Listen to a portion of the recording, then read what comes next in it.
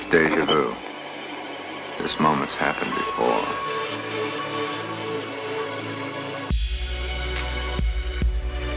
You have found the Kaleidoscope Gallery.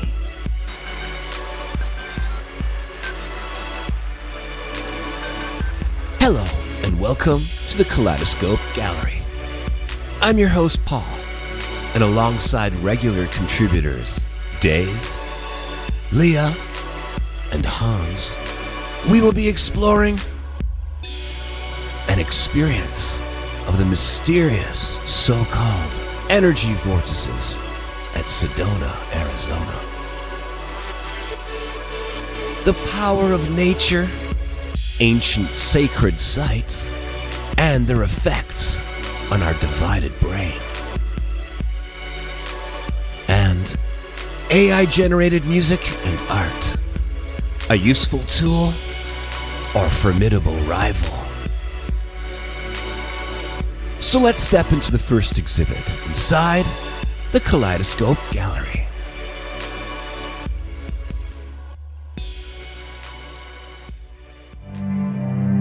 For New Age spiritual seekers in Arizona, there's a place that even the Grand Canyon can't top.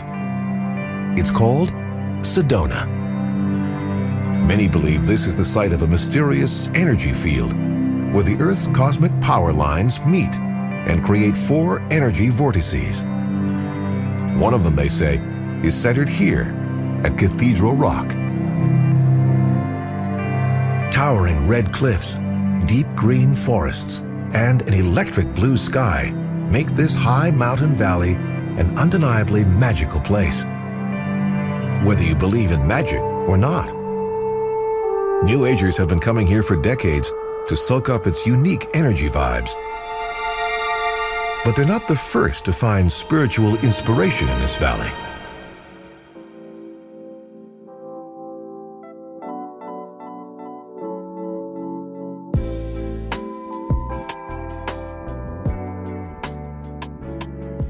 Get your psychic kicks in Arizona's trippiest desert. This is an article in the Thrillist.com. And that's a reference to Sedona, Arizona, which this article bills as a new age Disneyland, a city of psychics, tarot readers, Reiki healers, and crystal dealers. It draws a very specific kind of tourist. Those drawn to the area for its supposed metaphysical and spiritual assets. Now, indigenous tribes have for centuries regarded the area as sacred. Now, Dave, you were just there. Yes. Did you experience any of the enhanced spiritual effects of the area? I'm still digesting it. I can attest to it being one of the most beautiful places I've ever been, with one of the most intense landscapes. Now, I'm mostly stuck to the country and wandering through the canyons, but I did search for the vortexes, and I visited some vortices. Vortices? Yeah, let's get our grammar right here. There's certain areas that are reputed to be the vortexes. Now, the one I spent the most time in is the Boynton Canyon vortex. And it was pretty magical. It's supposedly, like, some of the vortices are supposed to be female, and some are supposed to be male. According to this article, indigenous peoples have for centuries regarded the area as sacred. It's the home of the Yavapai Apache Nation. Right, and that's where I was saying the Boynton Canyon is their spiritual home. The most magical place I've ever stayed. Beautiful, like everywhere you look, like words and pictures don't even do it justice.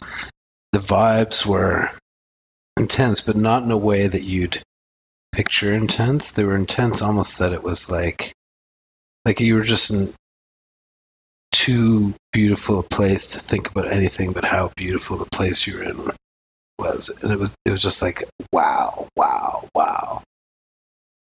Later on in this article, Pete Sanders is an MIT biochemical chemistry graduate who aims to connect spirituality with science. I want to bring the stuff out of woo-woo into the wow-wow, he explains. And he goes on to say that the therapeutic benefits of the vortices are directly related to the physical attributes of Sedona itself. High elevation, deep canyons, low population density, and the blue skies for miles, all combined to create an optimal environment for relaxation and brain stimulation. I mean, it's clearly a special place. Like, I don't know how to describe it. Like, it's like a million landscapes jammed into a very small area, and each way you turn is a different landscape, but the landscapes somehow tie together. And it's very lush with wildlife and plants. And almost every plant is some kind of a healing plant and a fragrant plant. You could see why it'd be considered sacred. But it wasn't like Algonquin, which is sometimes like so beautiful you just want to write poetry. Here it was more like you wanted to dance and sing, and it wasn't just beautiful, it was nourishing or something. Or I guess Algonquin's nourishing as well. It was like a great calm came over. You no longer saw the past or the future, the present. It's like someone came and erased your to-do list off a whiteboard and made your to-do list all about health, happiness, and love or something. But yet, while there seemed to be lots of wisdom and like weirdos playing flutes on rocks and the resort, instead of having like, normal resort things, they had like, go down and talk to an intuition specialist, and we'll read your mind, and we'll take you on a hike with a guided tour. But instead of it being a naturalist, it was like a guided tour who will also tell you about how to live in the moment or some shit like that. We didn't do anything like that. We just hiked around. That is what sacredness is. It's just powerful places on the earth that have this powerful effect on us as humans. And that is sacred and quote unquote magical. There's something going on there, and it's not something that any human can define. And if they say they're defining it, they probably are full of shit. But there's undeniably a magical place. And like, even in the snow, there was a beautiful warm pool, and everybody was swimming among the mountains, and it was just like a little tap of ancient wisdom.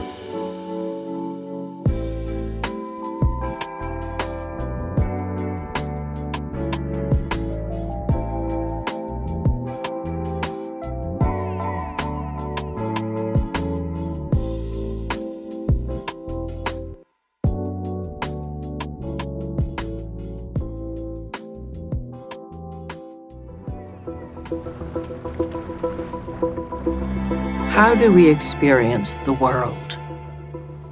How do we make sense of it, measure it, construct it, and understand our position in it? The controversial scientist, Ian McGilchrist, has developed a radical theory about how our brain interprets the world. Two hemispheres have styles, takes, if you like, on the world. They see things differently, they prioritize different things, they have different values. McGilchrist claims that the left hemisphere of the brain is gradually colonizing our experience of the world with potentially disastrous implications. A way of thinking which is reductive, mechanistic, has taken us over. It's made us enormously powerful. It's enabled us to become wealthy. But it's also meant that we've lost the means to understand the world. Could the problems of the modern world be influenced by an imbalance in the human brain? And what does that imply about our future? For Ian McGilchrist, the problem is not only bad politics or a warped economic system. The problem is inside our modern brain.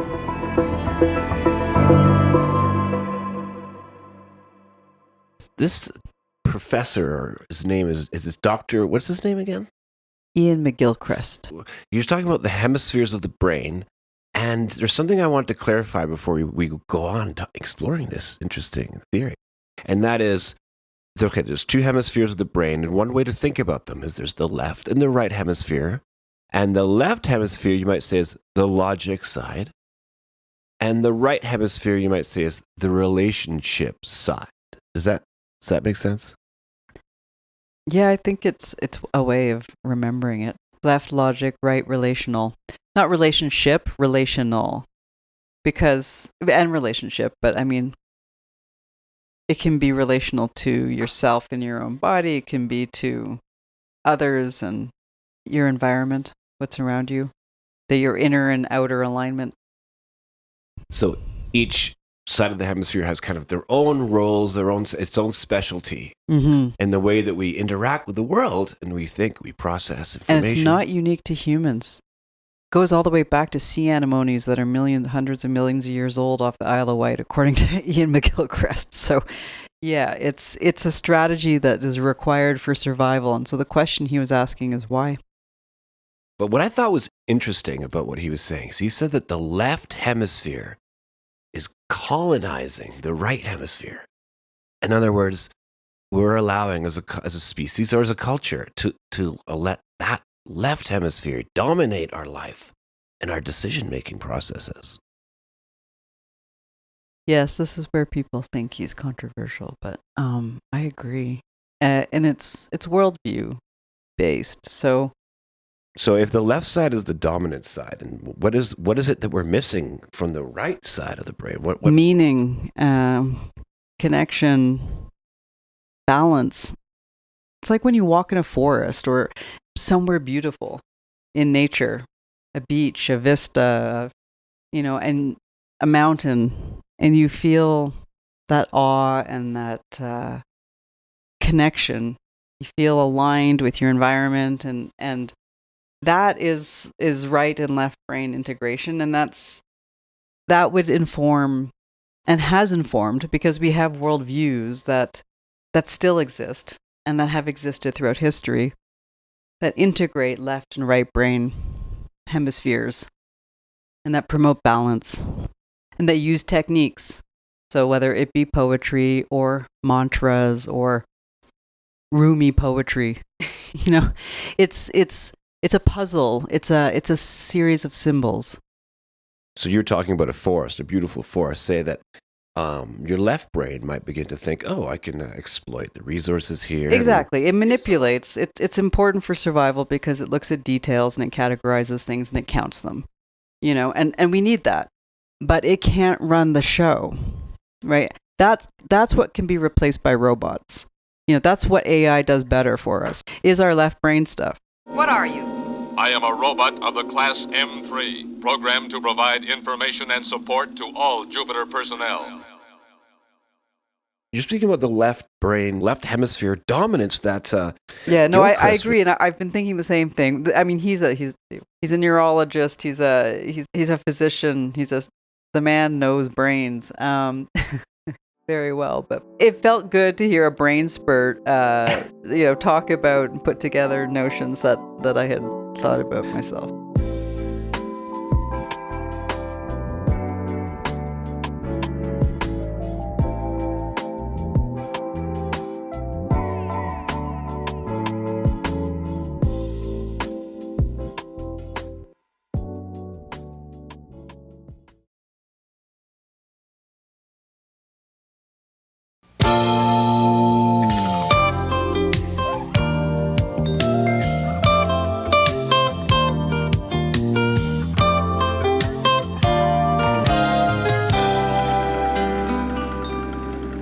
Hello, I'm Bob Ross, and I'd like to welcome you to Series 31 of The Joy of Painting. If this is your first time with us, allow me to extend a personal invitation for you to drag out your paints and your brushes and paint along with us each show. And if you've been with us before, please allow me to thank you for inviting us back for another series of painting shows. Well, to be honest, I'm a nature freak. I love to walk through the woods and talk to the animals. Don't tell anybody that. I even talk to trees at times. But you need to understand nature to appreciate the great, great things that have been created. We spend so much of our life walking around looking with never seeing. And if painting teaches you nothing else, it'll teach you to see nature, to appreciate some of the beauty that's around us every day that we take for granted. Okay, so like if you let's say you're an artist, you're painting. There's all sorts of decisions that you have to make. You have to choose your palette. You have to even just figure out where you're going to sit down to paint. Then you have to have all those. Is the light right? And yeah. You have to analyze and figure out where you're going to sit down, and then you have to maybe composition. Sure, all these things, and maybe those are more like left brain activities. Parts of it are, but then there's what colors actually, what scene actually, and then what does any of it mean, and how are you expressing that and embodying it into a painting. So that's what makes perhaps great art or great works in general is where the left and the right brain are working well together. And sometimes I think people have a misperception about art or creating in general, that it's kind of like off in the clouds, or you get the messages from outer space or something, or it's very esoteric or magical. The right brain is associated with that magical plug into, but it's pop psychology. So both hemispheres engage with everything that we do and have a role in them, although apparently left brain is in control of speech.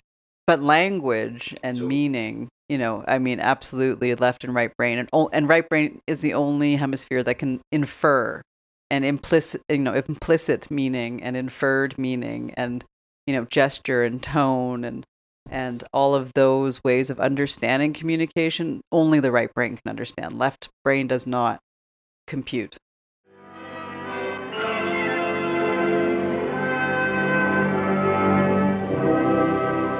Just what are digital computers? Are they superhuman machines that can solve any kind of problem? No, not any kind. Are they man-made monsters that perform mathematical miracles in millionths of a second? No, nothing miraculous at all, nor monstrous. Are they electronic brains that can do man's thinking for him? Well, they can do some of it and be big and quick about it, too. You mentioned artificial intelligence a little earlier. Yes. Left brain, so this is the thing. If you don't want to be replaced by ChatGPT, make sure your right brain is running the show. That, as it were, one world is real, vibrant, unknown in part, only known ever to a degree, and ever more coming into being and ever more coming into knowledge for the right hemisphere. And for the left hemisphere, already cold, finished, known, dead, put in a book, stuffed on the shelf, filed away. And we now live so much in this virtual represented world, partly because we're very much cut off from nature, which constantly reminds you of its vivid, uncertain liveliness. It confronts you with its audacious beauty and vitality all the time, partly because we've learnt to cut our minds off from our bodies. And so we think in this enormously abstract way, and partly because of city life, partly because of technology, which means we interact with two-dimensional screens rather than the three-dimensional depth. So earlier you mentioned, walking into a beautiful scene in nature, and you and I have been fortunate enough to have seen some really interesting scenes of nature, which do seem to shift. You can feel a shift in your brain. You can feel the shift of thinking, your perspective. No, you're right. A whole shift in just in how you feel, basically. So, and definitely right-left brain integration is going on. Yes, we've been in beautiful places like Zion National Park and the Grand Canyon. And you're talking about feeling integrated, a sense of integration with nature, I guess. Yeah, and so much awe and just a sense of perspective, as you said, shifts because these places are so... It's like being in cathedrals in nature, it's just... Oh, so wait, we should clarify that some of these places that we were at, actually most of them, are actually considered to be sacred sites by peoples who have treated those as sacred sites for centuries and way beyond that. So these are, by some, considered sacred. So we went there. How would you reflect on that quote unquote feeling of sacredness? Does that check out with you? Absolutely. I mean, it's just it's powerful. It's just when you visit sacred places, you know when you experience them. And I mean, there's so many of them. The planet is full. You don't have to just go to Uluru to experience a sacred place. One can experience sacred places in simple places too. There's very strong evidence that people who spend time with the natural world benefit mentally to an extraordinary degree. I get a lot of letters from people who say that, who recently bereaved, for example, who said that the one thing that brought them comfort was to spend time in the natural world, relaxing and looking at things that are true and important and have been like that long before we arrived and for a long time after we've gone. It's clinically now been demonstrated that doing that is actually helps in the healing process and helps to bring people happiness and confidence and relaxation. All very important things in this modern world in which we all live.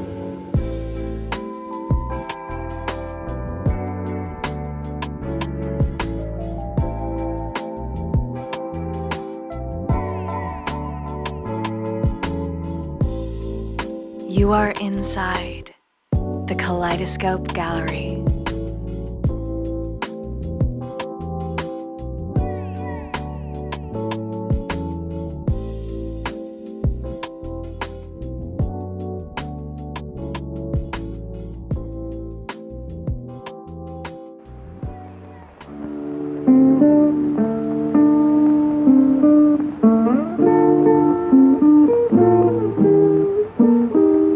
Presenting Yoga for Health, an adventure in well-being with Richard Hiddleman.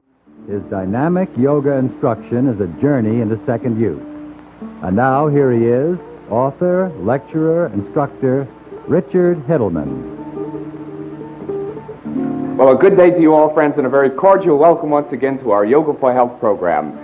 You know, friends, those of you who have just recently joined us may consider yoga to be something new or something of a novelty, but I would like you to know that in reality, yoga is the world's oldest system of physical and mental culture, in other words, of keeping fit. It's actually thousands of years old, and it has survived intact almost exactly the way we're instructing it here, because it deals with the great natural potentials of the body and mind. In other words, it deals with development. We know that within us there's great force and great power and great beauty, and the idea is to bring it out. And the yoga techniques have been so successful over the centuries that they have survived these many thousands of years, as I say, just the way we're teaching them here.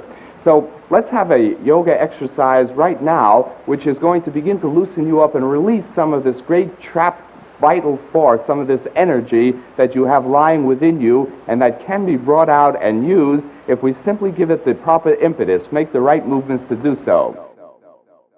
So we alluded to our own personal experiences with nature, being in, like, because we live in a busy city, so getting out to nature and visiting these sacred sites, and we've experienced it.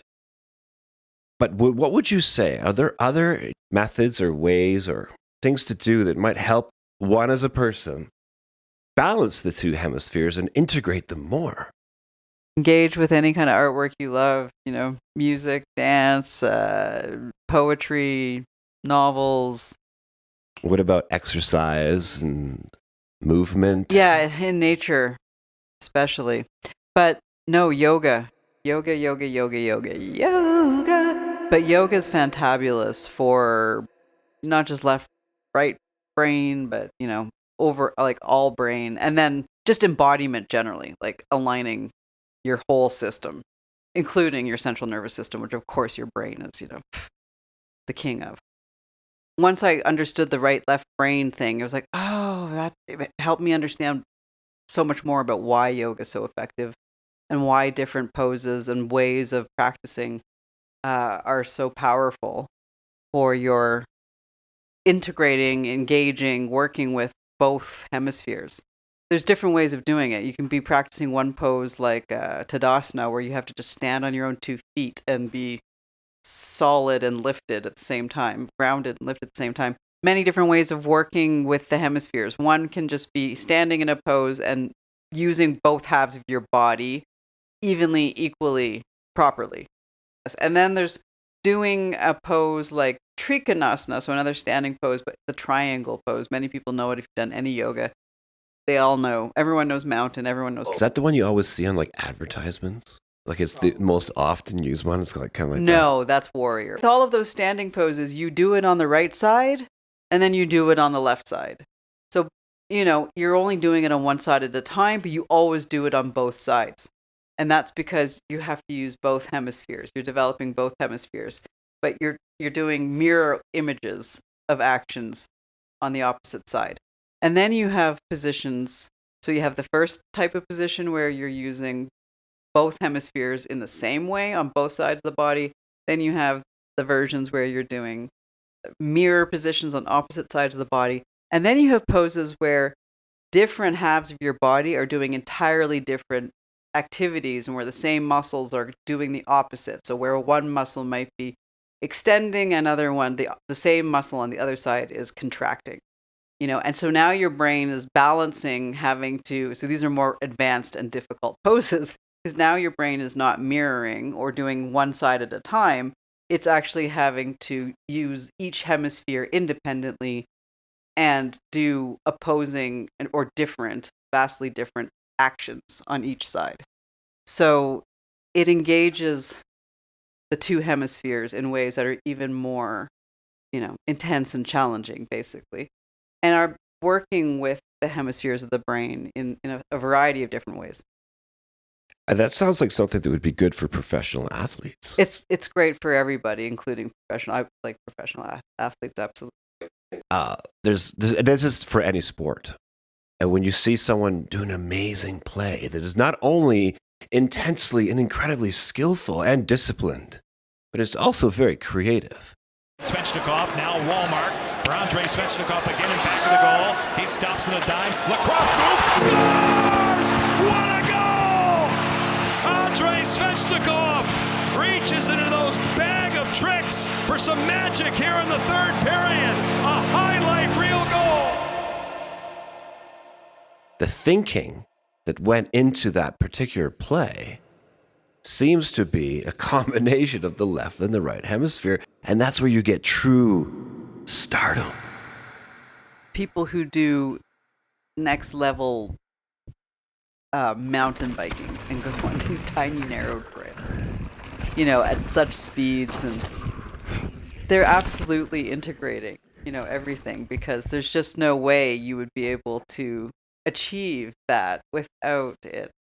If you were purely left brain, you would be like, what are you doing? Get off of this crazy height, like, it's too dangerous. Why are you doing this? Illogic, stop, right brain, can keep you, you're aligned, you're positional, you're in the moment, you're on the spot, right? So, and left brain can get all those details and feed them to the right brain to make sure that it's keeping you properly aligned, and because it's that positionality. It's not just relationship in emotions or whatever. No, it's not just emotions are left and right brain. To make music or to do a piece of art, you have to do both. To do science, you need to do both. Like right and left brain.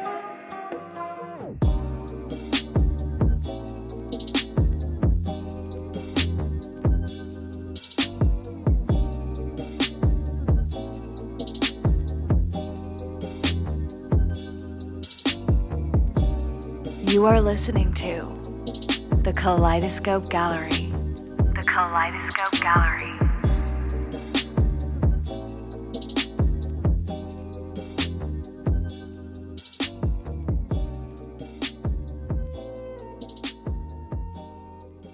As the music industry is inundated with content, Spotify has recently taken action against bots pretending to be listeners, removing thousands of AI-generated songs in an effort to eradicate fake streams.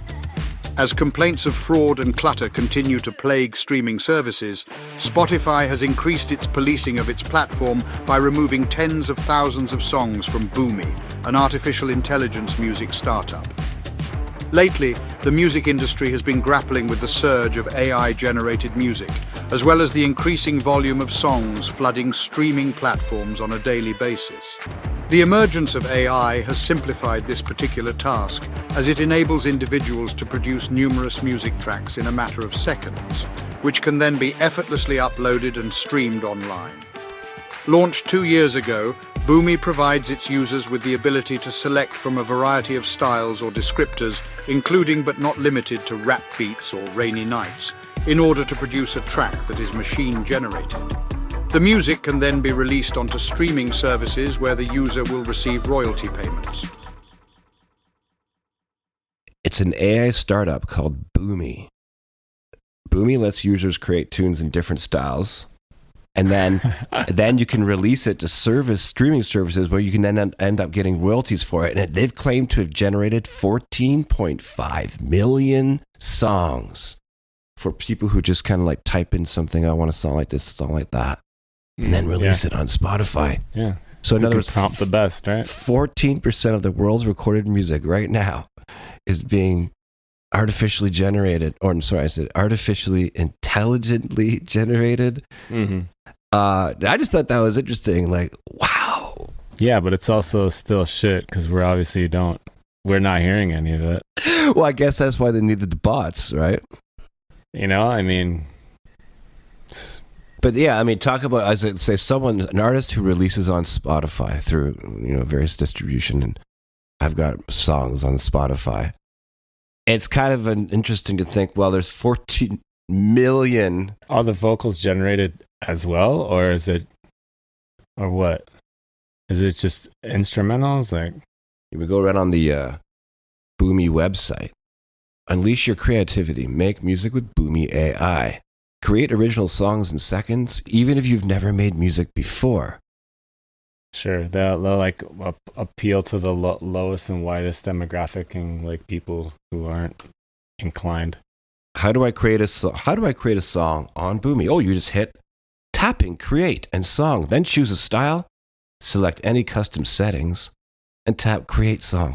Boomi will create an endless number of song options for you to reject, save, or customize. Emulate music styles. Blah, blah, blah. Okay, so it's a style. What is it? AI-powered algorithm. I didn't see anything about vocals. Wow, so you're thinking that that's the thing that they can't artificially generate, the vocals? I don't know. I'm just asking. There just seems to be a lot that's not shown. And that's the problem with this new tech, is that it's like, sure, it's a Wild West. I got no problem with that. But look at these, like, what is mixing? How does a custom style? Like, what is tempo? What is this? This is cash grab shit. And I guarantee you it's not good, And this is the problem with, like, even the thing that, like, I have, because I got, like, a thing to get vocals in AI or whatever, like AI models of, like, famous musicians or whatever. And, the thing with this, you have to know if you're doing, like, I'm going to sing this verse and I want, like, the Drake AI voice model on it. So you, like, put your vocals in, like, it has to be, you have to, like, research, okay, what keys are Drake's songs in, and, like, what is his pitch, like, relative to? Because if you sing normally in a pitch that's not congruent with your voice AI model, it's going to sound like ass. So it's like, I don't know. There's just a lot more to it than these people are kind of like insinuating, but that's just internet marketing in a nutshell. This is cash grab, garbage generation. But to answer your question about the vocals, after tapping add vocal from a saved song, you can choose to add custom vocals or try an experimental auto vocal, which is a beta feature. Right. So it's saying you do yours. Custom vocals. Yeah. Or you have a beta feature. Try the beta feature, which is an odd audio. It turns a short audio phrase or sample into an algorithmic vocal line. You can endlessly reject or save new autovocal options. Dude, what are we... I want to ask, what are we racing towards? You know, our consumption ability to consume, like, eventually taps out. And we're going to have no, like... There's going to be no value to the instantaneousness of this. Do you know what I mean? Like, it's insatiable, right? So what are we racing towards? That's what I want to know. Because what? It's like for a laugh? What's it for? Is this just for a laugh? It's like people want to think that they have a chance to, like, make something great because it's like they think it could be easy.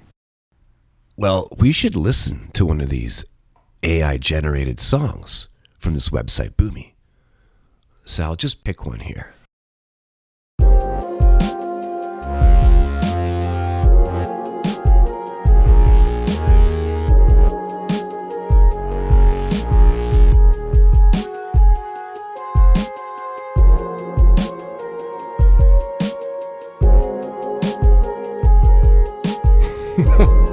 Yeah, this is garbage. Seriously? This is called the Chilling Out Modern Ancient Beats. What the heck? And there's 14 million of these on Spotify, Hans. Yeah. That's chill. They create a song with hashtag chill. If that's hashtag chill, I'm like, yeah, the AI made that needs to go to therapy. That is not chill. That is assault.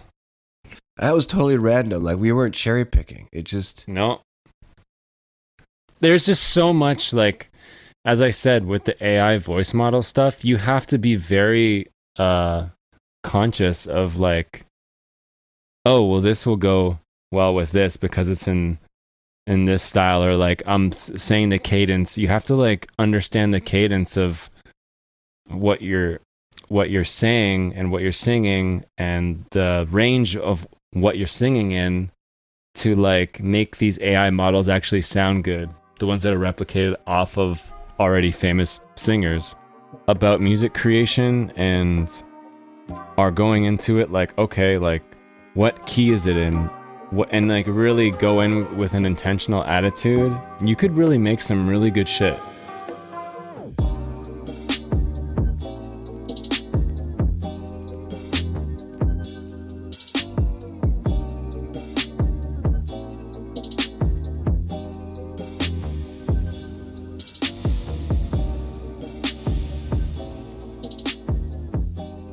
It's going to get better and better. We understand that, but the ability to craft something, to craft it well, to understand what works, you got to put in the hours. Like, it is what it is.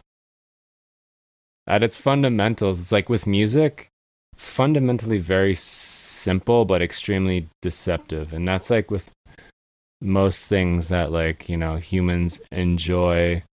And then we're trying to find ways to, like, hack it so we can, like, achieve the idea quicker. And these tools will help us, but it's allowing access, tools, and chances to people, you know. And if they really want to shoot their shot, this is just another tool to help them get where they want to get. But there's already 14.7 million of them from that Boomly site, and, like, there's more coming. Yeah, but it doesn't matter, because if it's really good, it's gonna, like, get traction. The trick here is, though, Hans, is all of these AI algorithms for, like, you know, creating a virtual copy of a given artist, they're all based on that artist. There's rehashing, in a sense. Like, do you really want to hear? Like, we could be hearing Drake songs for 1,000 years. There are new models, like, put on that site every day for people. But I mean, they're going to need new artists in order to have new models as time goes on. So it's always going to be led by humans, first. Yeah, for sure. It could be the missing puzzle for certain people who are qualified in other ways, and this could be like a tipping point. That's kind of like how I see it, as, you know. We could do an interesting experiment with an interesting blend of a few artists or something. Like you can even get creative with the models you choose. Yeah, man, you got to do like a We Are the World type shit. The We Are the World, but just with like Andrew Tate and Joe Biden. Yo, Kaleidoscope Gallery's my favorite podcast. Fake shit don't last. Cup of soup, shove it up, yo. One love, Kaleidoscope Gallery. Her name was Valerie. Her name was Valerie. Her name was Valerie. Yo, Kaleidoscope Gallery's my favorite podcast. Fake shit don't last. Cup of soup, shove it, y'all. One love, Kaleidoscope Gallery. Her name was Valerie. Her name was Valerie. Her name was Valerie.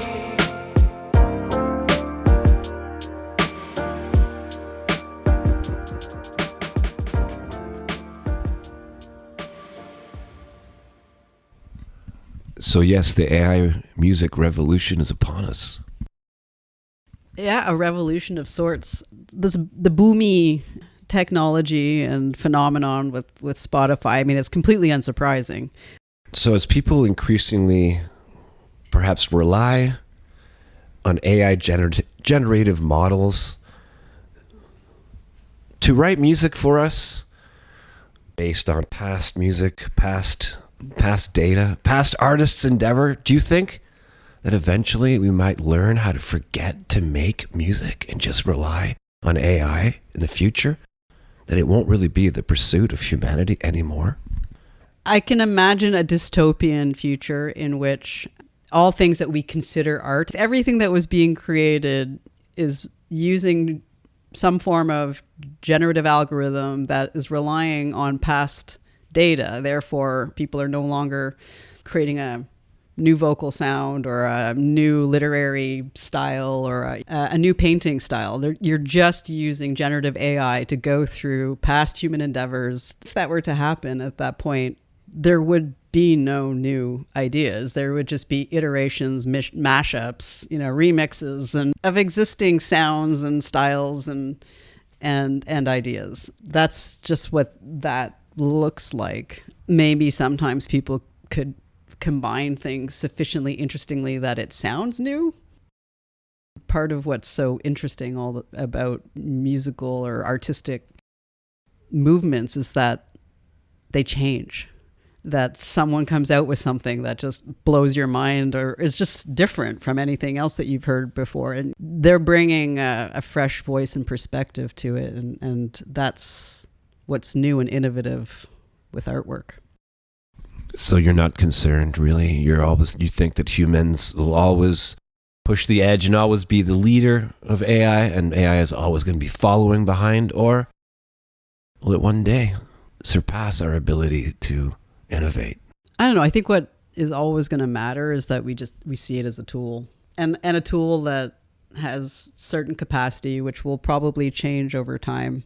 But even then, though, I would want these various tools and that we'd be creating with this more and more interesting technology that can do more and more strong AI type of functionality.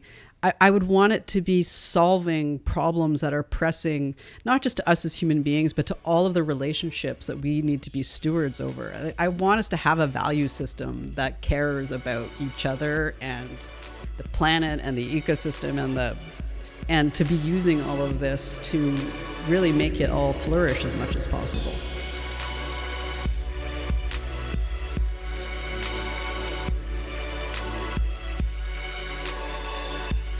Before we part, let me leave you with a quote from Professor Ian McGilchrist, the author of the book, The Divided Brain, which reads, "Our talent for division, for seeing the parts, is of staggering importance, second only to our capacity to transcend it in order to see the whole." We hope you have enjoyed this excursion through the Kaleidoscope Gallery, and that you'll join us again next time. You have been listening to the many colors of the Kaleidoscope Gallery.